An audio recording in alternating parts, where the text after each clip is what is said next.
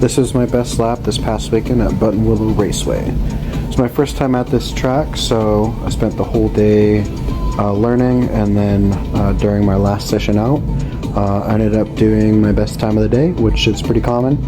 I did it on my first full lap after my warm-up lap, so that was pretty cool. But I noticed later in this same session that I ended up carrying a lot more speed through certain corners, just in general being faster around the track. So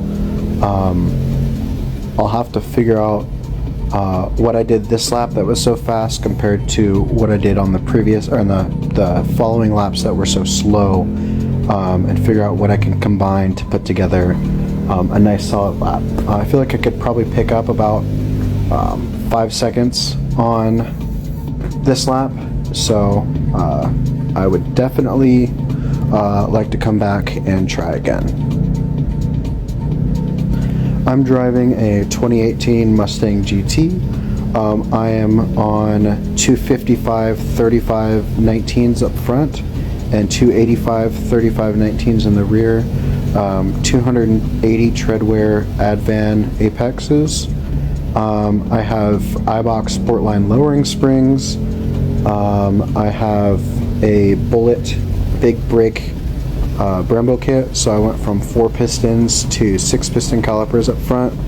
I've got Power Stop Track Day front pads. I had actually bought pads for the rear as well, but they sent me pads that were too big for my single piston rear calipers. And yeah, so that's my setup. That's what I'm driving.